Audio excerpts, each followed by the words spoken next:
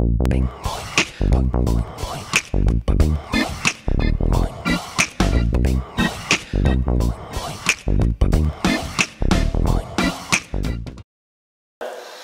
Gris de Touraine-Mélan, Clos de la Brélerie, c'est un pressurage direct de pur gamay.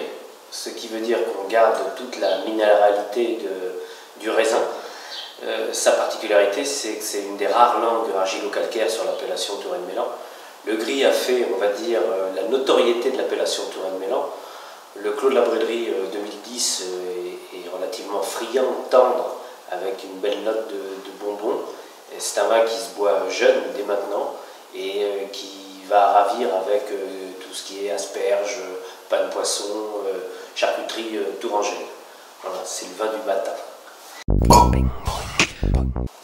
Les vins poissons de Blois, alors le poisson c'est l'unité de la barrique dite bourguignonne de 228 litres.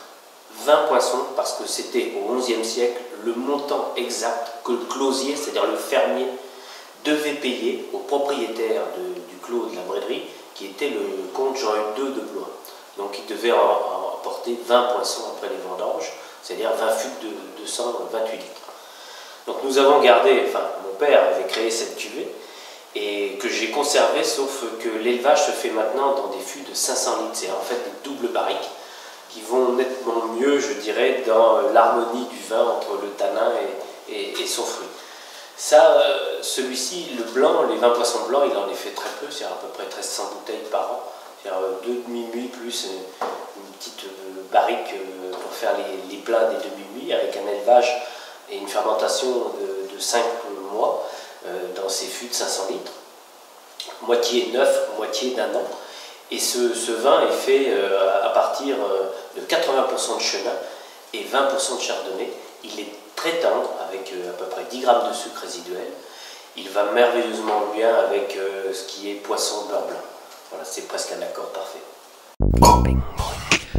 Vin poisson de Blois rouge 2004. Un millésime très Loire, puisque c'est une très belle acidité, ça a du fruit. C'est un mariage subtil de 3 cépages, comme tous les Touraine-Mélan rouges, c'est-à-dire une base de Côte Noire. Vous avez là dans celui-ci 55% de Côte Noire, et moitié Cabernet Franc, moitié Gamay Noir. Des vignes vieilles, puisque les plus récentes ont 45 ans et plus anciennes 70 ans. Tout est ramassé à la main, cuvaison relativement longue pour notre secteur géographique qui est le Touraine-Mélan, c'est-à-dire environ 20 jours, pratiquement 3 semaines de cuvaison. Et ensuite un élevage en fût neuf pendant 7 mois. Alors fût neuf pour un tiers, fût d'un an et fût de 2 ans. Donc en fait c'est renouvelé tous les ans. Et il y en a 20 poissons de fait en valeur, c'est-à-dire 10 demi-muits de 500 litres. Environ 7000 bouteilles par an, les belles années. Quand j'estime que ce vin est à la typicité de la Loire, je sors cette cuvée, les vins poissons rouges. À boire déjà, parce que 2004 a un millésime qui commence à être très bien fondu, à pouvoir attendre aussi 2-3 ans. Moi je l'aime bien, c'est plutôt l'hiver, mais si c'est l'été, c'est le soir, légèrement carafé, une petite pointe de fraîcheur, et ça se marie bien avec les jolis plats à la française, même un bourguignon, mais ça peut être un plat du soir d'été, sur une grillade, ça a ce côté Loire friand que j'aime beaucoup, qui reste toujours désaltérant, je dirais, dans l'âme. Pureté de Silex. Pureté de Silex, c'est notre crément de Loire. C'est un crément de Loire issu de 4 cépages. 2 cépages blancs, à majorité, c'est-à-dire vous avez 40% de chenin blanc et 20% de chardonnay blanc. Et le reste en cépage rouge, 20% de cabernet sauvignon, ce qui est rare, et 20% de cabernet franc. Tous proviennent de différents terroirs du Clos de la Brélerie, mais qui sont uniquement sur des argiles à silex, qu'on appelle également des perruches, d'où le nom Pureté de Silex. Donc c'est un mariage équilibré entre les blancs et les noirs pour faire un crément qui est relativement très fin, très élégant, peu dosé, hein, puisqu'il a à peine 8 grammes.